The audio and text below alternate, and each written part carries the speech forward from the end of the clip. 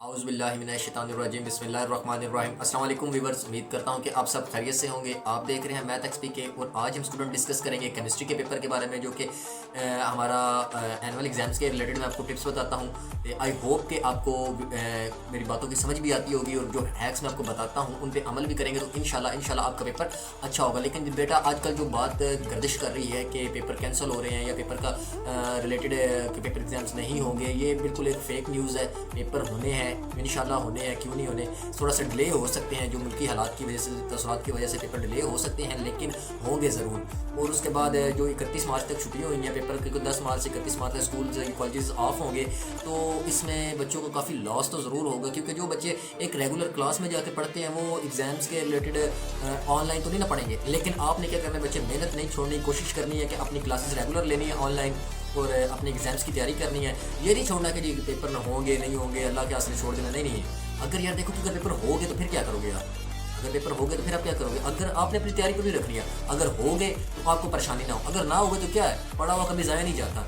ठीक है, आज हम पेपर केमिस्ट्री का डिस्कस करेंगे और मैं लास्ट में आपको बताऊंगा कि आपके जो 15 नंबर का एग्जाम प्रैक्टिकल है वो आपके पूरे कैसे आ सकते हैं। ठीक है, 9-10 का जो प्रैक्टिकल है वो 15 नंबर का केमिस्ट्री का प्रैक्टिकल है, वो आपके पूरे मार्क्स 15 के 15 कैसे आ सकते हैं।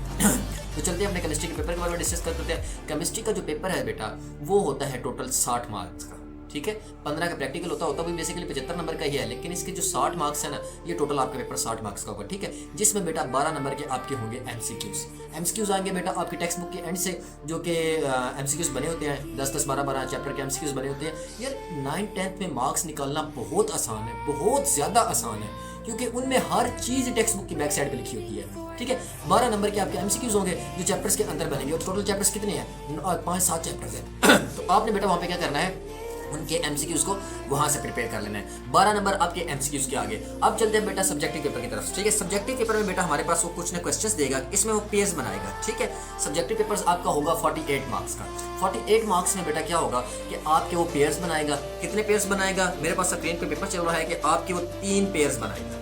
ठीक है, 3 पेयर्स बनाएगा और हर पेयर में वो आपको समझ ले कि वो चांस भी देगा, अपॉर्चुनिटी देगा कि आपके इतने क्वेश्चन कर लें और इतने मैं आपको दे रहा हूँ। मतलब कि मैं देता हूँ समझता हूँ, कहता हूँ बेटा मैं 10 सवाल लिखवा रहा हूँ, आपने कितने करने हैं, आपने 3 करने हैं या 5 करने हैं या 7 करने हैं, मतलब कि 3 की अपॉर्चुनिटी मैं आपको दे रहा हूँ। वही अपॉर्चुनिटी आपके एग्जाम्स के पेपर में आपको मिलेगी। ठीक है, फर्स्ट जो क्वेश्चन होगा उसमें कह रहा है कि दर्ज झैल में से कोई से 5 अज़ा पर मुख्तसर नोट लिखें। जो इंग्लिश के स्टूडेंट्स हैं वो कह रहे हैं कि any answers 5 parts from the following, मतलब कि हमारे पास जो फॉलोइंग क्वेश्चंस दिए जाएंगे, कुछ चंद क्वेश्चंस दिए जाएंगे, उनमें से आपने कितने अटेम्प्ट करने हैं बेटा, 5 अटेम्प्ट करने हैं। ठीक है, वो आपको कितने देगा, वो आपको 8 क्वेश्चंस देगा। 8 क्वेश्चंस के अंदर आपने बेटा 5 क्वेश्चन करने हैं। अब ये देखें 5 2 नंबर का एक सवाल होगा, अगर आपको 8 के 8 आते हैं तो आपने 8 ही 8 नहीं लिखने बैठ जाना, आपने कम से कम 6 लिखने हैं। एक आधा एक्स्ट्रा ज़रूर लिखते हैं। उसकी वजह क्या है, अगर हमारी कोई क्वेश्चन के अंदर गलती हो जाती है तो हमने क्या करना है, उसको कवर कर लेना है। उसके बाद बेटा सेकंड पार्ट में हमारे पास कह रहा है दर्ज झैल में से कोई से 5 सा।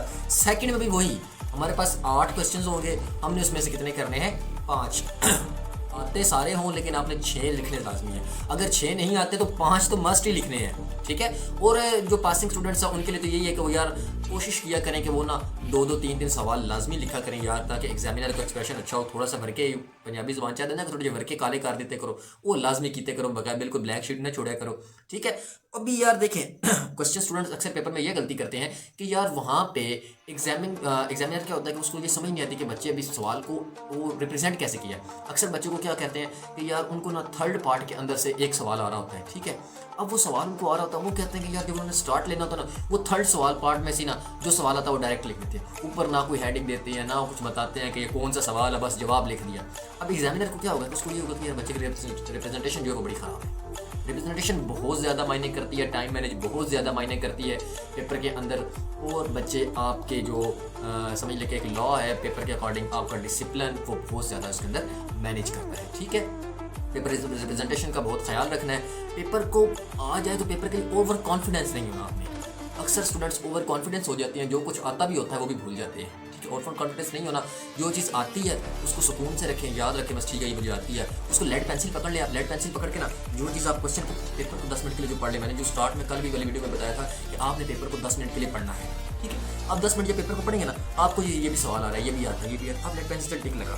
ठीक है, टिक लगा लेके एक पूरे क्वेश्चन को बाद टिक लगा लेके ये क्वेश्चन में आते हैं। ठीक है। फिर अब जब आपने स्टार्ट करना है पेपर को लिखना है, लिखने के लिए फिर आपने वो क्वेश्चन पहले उठाना है जो आपको बिल्कुल एक्यूरेट आता है, जिसमें कोई गलती की गुंजाइश ना हो। वो पेपर आंसर क्वेश्चन आपने पहले लिखना है। उससे क्या होगा कि एक्सप्रेशन अच्छा पड़ेगा और आपका स्टार्ट भी अच्छा होगा। ठीक है बेटा, थर्ड पार्ट के अंदर वो कह रहा है कि कोई से 4 सवाल। थर्ड पार्ट के अंदर वो आपके क्वेश्चन की क्वांटिटी है वो कम कर रहा है और आपसे रिक्वायर्ड भी उससे भी कम कर रहा है। जैसे कि ऊपर वाले 2 पार्ट्स के अंदर वो आपको 8-8 सवाल दे रहा था और कह रहा था 5-5 करो, और जो हमारे पास थर्ड पार्ट है इसके अंदर वो बेटा आपके जो क्वेश्चंस की रिक्वायरमेंट है वो आपके पास 6 कर रहा है, और 6 में से वो कह रहा है आपने 2 करनी है। ठीक है, आपने वहाँ पे क्या करना है, 2 सवाल को छोड़ना है कि वो आपको छोड़ सकते हैं, कोई भी आप रिप्रेजेंट करना चाहे तो वो छोड़ सकते हैं। ठीक है, यहाँ पे बेटा आपके तीनों पार्ट कंप्लीट हो गए। ये 2 नंबर का एक सवाल होगा, 10-10 और 4 18, मतलब 20-28 नंबर के आपके शॉर्ट क्वेश्चन हो जाएंगे। ठीक है, 10-10 2 पार्ट्स के पहले, क्योंकि 5-5 करने हैं, दूसरे में क्या करना है 4, वो आपके बन गए 28 नंबर के बेटा आपके हो गए शॉर्ट क्वेश्चंस। ठीक है, बकाया बच्चे आपका बच गया 20 नंबर का लॉन्ग। ठीक है, 20 नंबर के लॉन्ग में बेटा क्या कर रहा है, तो लॉन्ग में कह रहा है कि हमारे पास लॉन्ग एक तो बेटा जो लॉन्ग के पॉइंट ऑफ व्यू से ना, वो पहला चैप्टर और तीसरा चैप्टर यहाँ से पेयर बनता है। ठीक है, जो ये पेयर बनाते हैं ना, ये इवन नंबर से बनाते हैं, ऑड नंबर से नहीं, ऑड नंबर से नहीं बनाते, इवन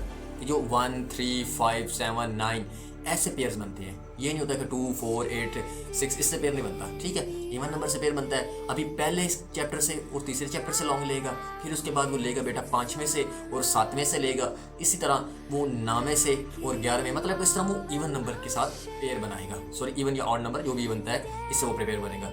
ठीक है, उसके बाद बेटा हम क्या करेंगे, हमारा वो पहले बना रहा है कि पहला जो आपका पार्ट, अभी जो लॉन्ग क्वेश्चन बनेगा ना, वो 2 पार्ट्स पर मुश्तमिल होगा। ठीक है, अभी बच्चे अक्सर यहाँ पे क्या गलती करते हैं, तो उनको एक पहला जो लॉन्ग है उसका ए पार्ट आता होता है, बी नहीं आता होता, और जो सेकंड पार्ट है उसका बी आता है, ए नहीं आता। वो क्या करते हैं, फर्स्ट क्वेश्चन का ए लिख लेते हैं और सेकंड का बी करके कहते हैं हमारे मार्क्स फुल आ गए।